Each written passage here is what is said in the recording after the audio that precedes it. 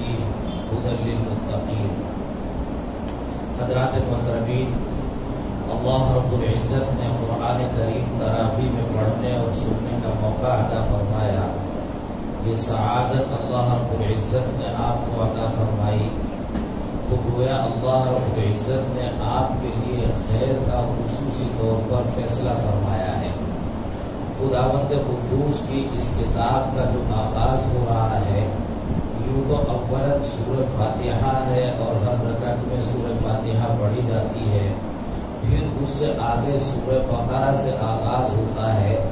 اس سورہ بقرہ کی ابتدائی آیت ہے کہ الف لام میم ذالک الکتاب لا ریب فیہ۔ یہ کتاب ہے اللہ رب العزت کی طرف سے، اور اس کے اندر کسی طرح کا کوئی شک اور کوئی شبہ نہیں ہے۔ ہمارے پڑھنے میں سمجھنے میں خطائیں ہو سکتی ہیں، لیکن جو کچھ قرآن کریم میں اللہ رب العزت نے ارشاد فرمایا وہ تو اللہ رب العزت کا ارشاد ہے، تو اس میں خطا کا، شبہ کا، شک کا کسی طرح کوئی احتمال ہو ہی نہیں سکتا۔ پھر آگے فرمایا کہ ھدی للمتقین، یہ کتاب ان لوگوں کے لیے ہدایت کا ذریعہ ہے، رہنمائی کا ذریعہ ہے، ان لوگوں کو راستہ دکھاتی ہے، بتاتی ہے جو تقوی اختیار کرنے والے ہیں۔ تقوی کس چیز کا نام ہے؟ اس سے پہلے بھی گفتگو ہوئی کہ رمضان المبارک کے مقاصد میں اہم ترین مقصد قرآن کریم نے ارشاد فرمایا کہ آپ کو رمضان المبارک کے توسط سے تقوی حاصل ہو جائے۔ یہاں بھی ابتدائی آیت میں ارشاد فرمایا کہ یہ کتاب ان لوگوں کے لیے فائدہ مند ہے جو تقوی اختیار کرتے ہیں۔ تقوی زندگی پر محیط ایک امر کا نام ہے۔ پوری زندگی کے اندر ہر پہلو سے اللہ رب العزت کے احکام کا پاس و لحاظ رکھنا، اس کا نام تقوی ہے۔ وہ کبھی آپ کی بدنی عبادت سے متعلق ہے، جان کی عبادت سے متعلق ہے، کبھی مال کی عبادت سے متعلق ہے، کبھی معاشرت کی عبادت سے متعلق ہے۔ بہرحال تقوی پوری زندگی پر محیط ایک چیز کا نام ہے، پھیلی ہوئی چیز کا نام ہے۔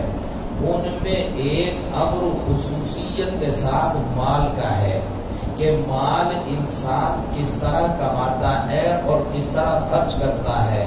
اس کا ایک طویل باب ہے۔ حضرت حق جل مجدہ نے مال دنیا کے اندر عطا فرمایا، اور اللہ کے علاوہ کون ہے جو مال کو پیدا کرنے والا ہو؟ خداوند قدوس ہی نے مال کو پیدا فرمایا، اور خداوند قدوس نے یہ مال آپ لوگوں کے لیے، انسانوں کے لیے پیدا فرمایا۔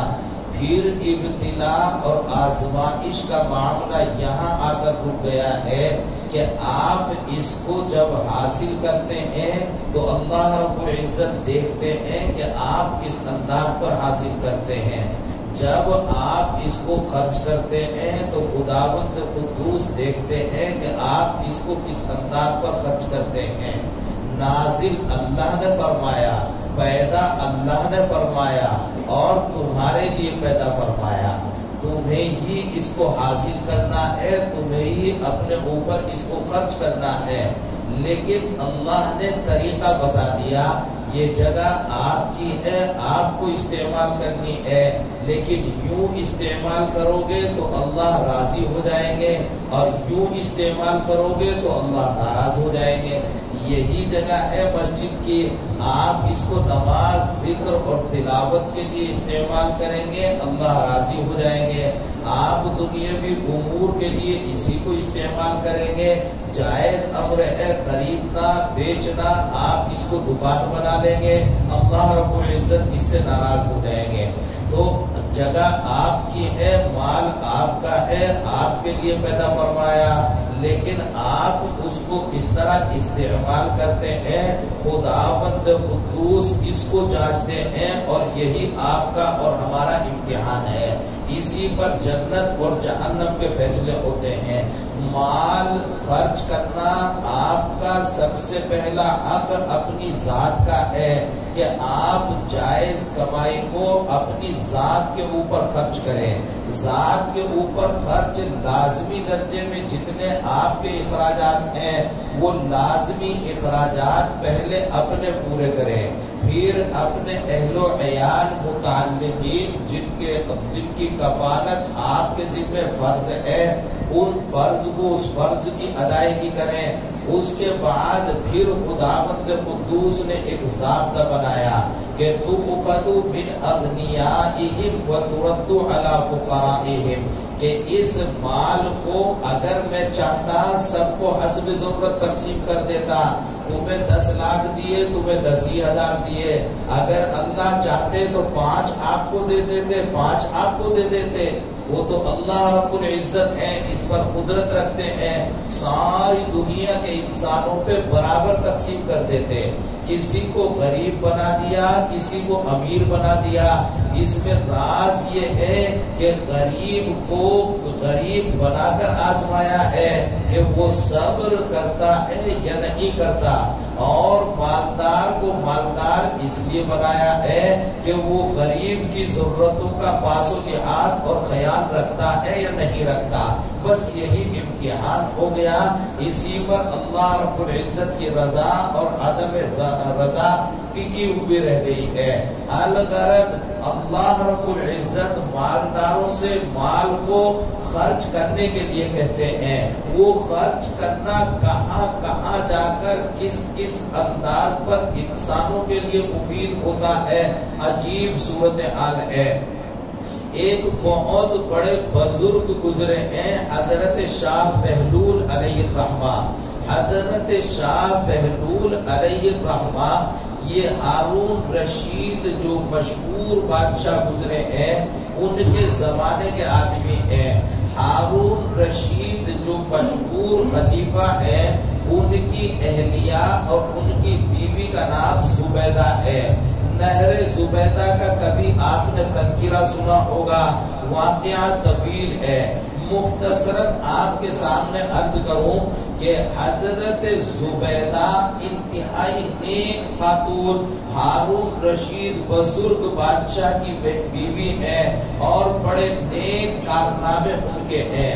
حضرت زبیدہ علیہ الرحمہ ایک مرتبہ کسی جگہ سفر کرتے ہوئے تشریف لے جا رہی ہے اور ایک ندی کے کنارے سے ان کا گزر ہوا.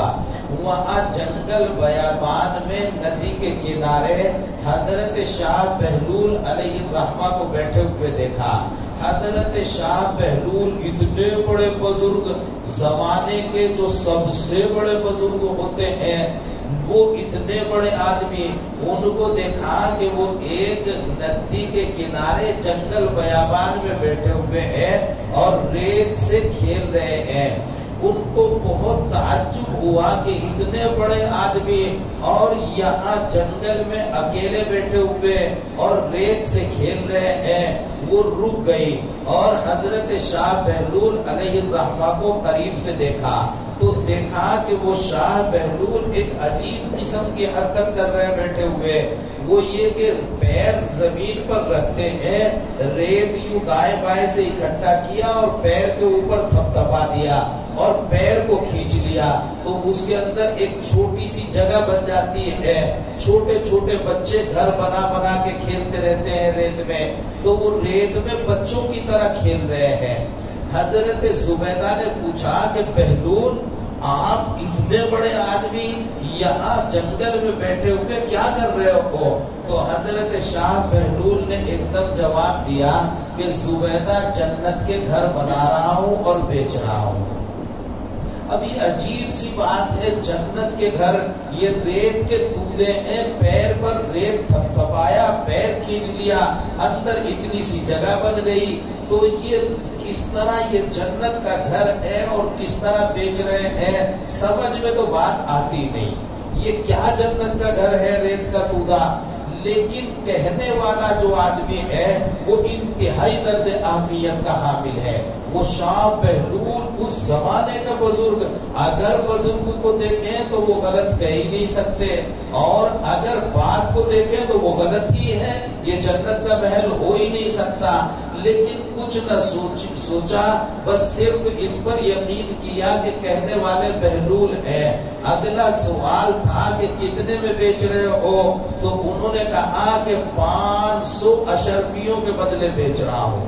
درہم اور اشرفیاں چلتی تھی. حضرت زبیدہ نے 500 اشرفیوں کی تھیلی نکالی اور حضرت شاہ بہلول کو دے دی. جنت کا ایک گھر خرید لیا.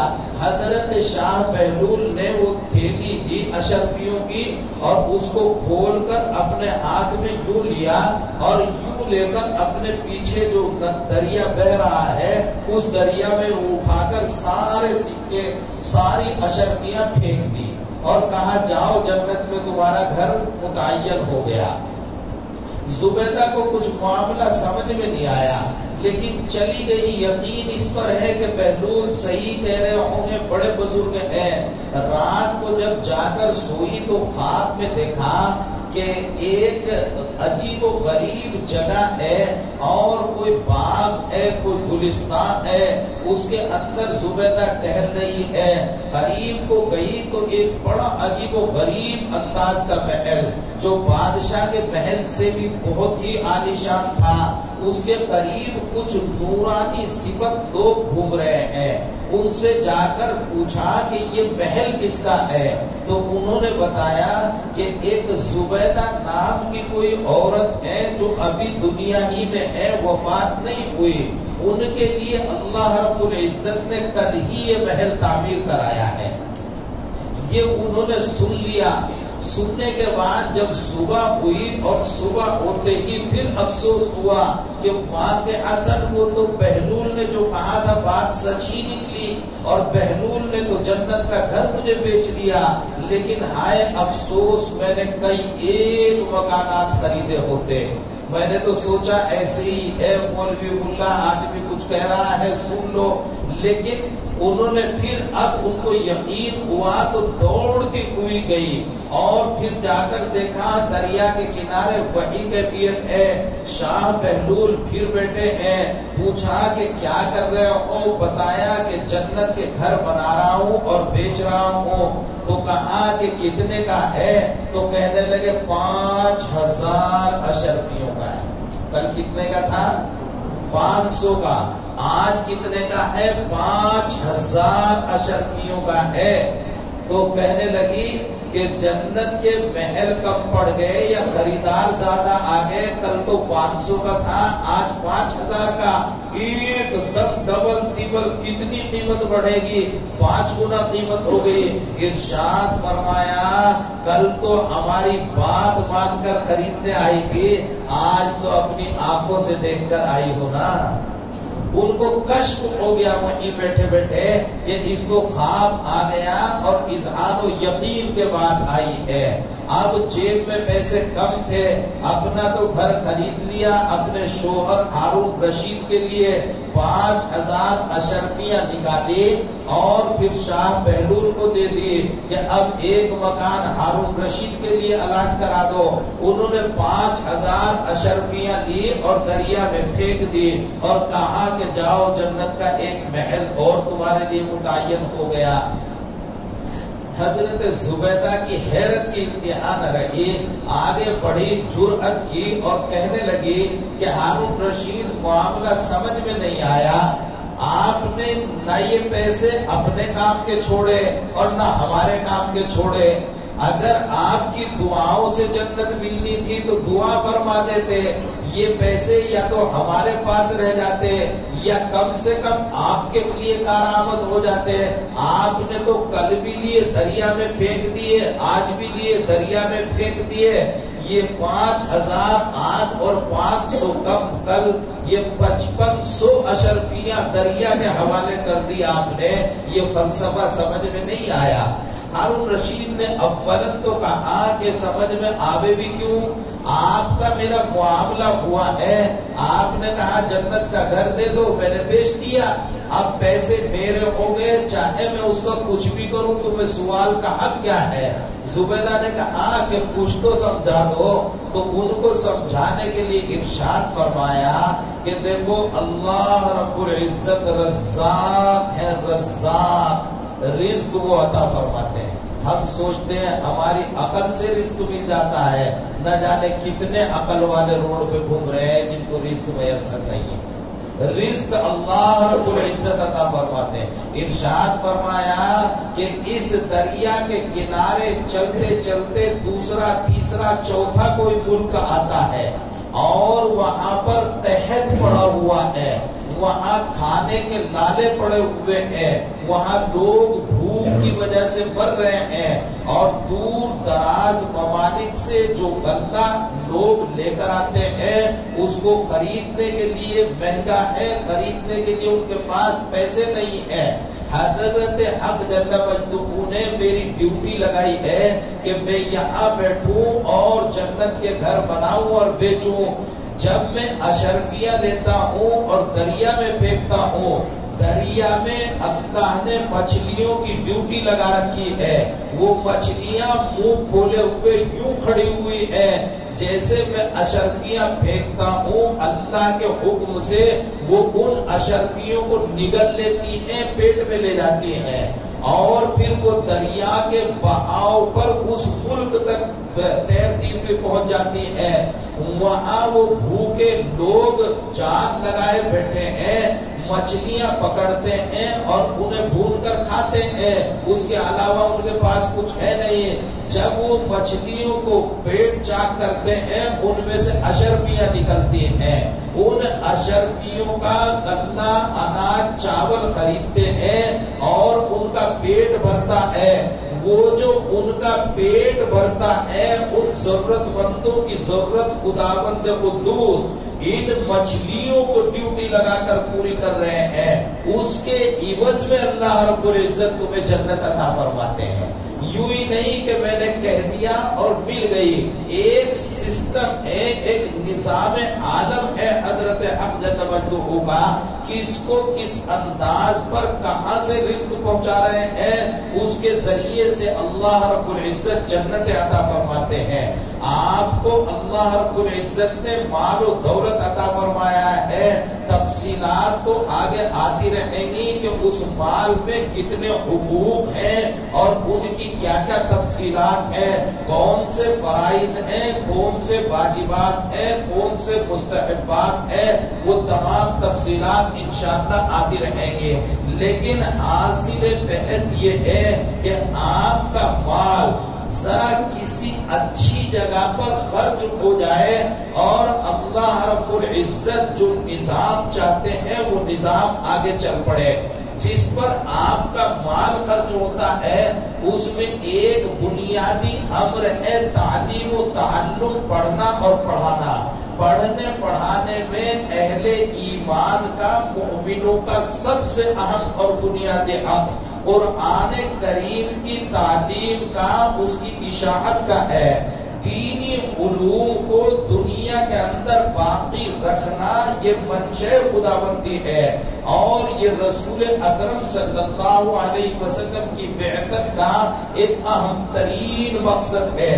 لیکن اس کا نصاب تعلیم ہر زمانے میں اس کو سمجھنے اور سمجھانے کا طریقہ کار کیا ہو۔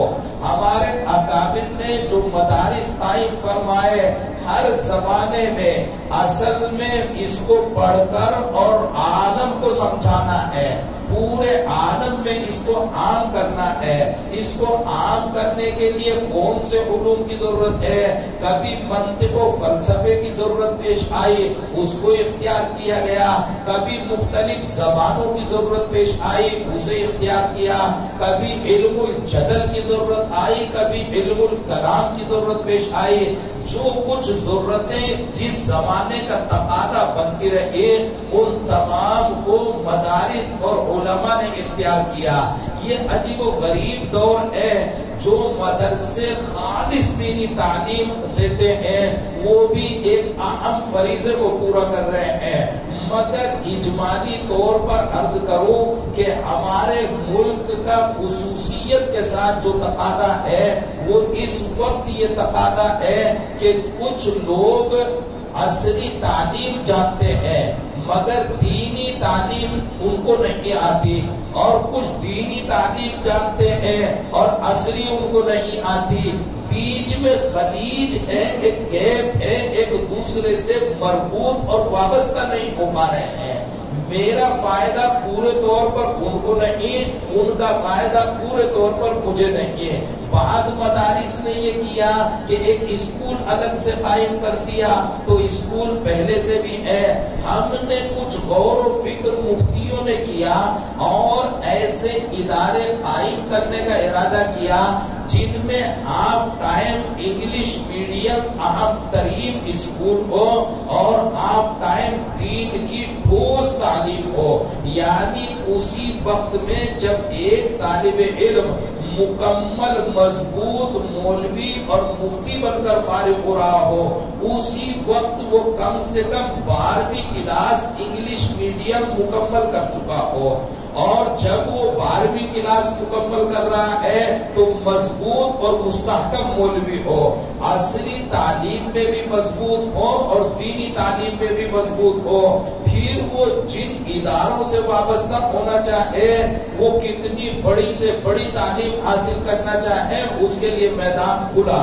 اندر سے وہ مولوی مضبوط ہے، وہ جہاں بھی جن آفیسز میں رہے گا، جس میدان میں رہے گا، جن فیکٹریوں میں رہے گا، جن محکموں میں رہے گا، وہ دین اسلام کی اشاعت اچھے انداز پر مسلمانوں ہی میں نہیں بلکہ تمام مذاہب کے لوگوں کے درمیان جا کر وہ ایمان کو مضبوطی سے سمجھا سکتا ہے اور اس کی ترجمانی کر سکتا ہے۔ ایسے اہم ترین مضبوط علماء کی ملک کو شدید ترین ضرورت ہے، اور پڑوسی ممالک میں اس پر تجربات بھی کیے جا چکے ہیں۔ وَلِلَّهِ الْحَمْدِ۔ تحدیث نعمت کے طور پر عرض کرتا ہوں کہ جامعۃ العلوم دیوبند ہمارے عزیز مکرم مفتی عبد الرحمن صاحب نے جس کا ابھی تذکرہ کیا، جہاں سے مہارت کے ساتھ تقریباً 100 مفتی اور قاضی جو بنتے ہیں اس کی تعلیم پٹنہ بہار میں ہے، اس کے علاوہ نہ کرناٹکا میں میری معلومات کے مطابق ہے اور نہ یو پی میں ہے، بہت سی اسٹیٹس میں اس کی تعلیم نہیں ہے۔ شرعی عدالتوں کی، شرعی پنچایتوں کی، محکمہ شرعیہ کی وہ تعلیم بھی جامعۃ العلوم میں ہے۔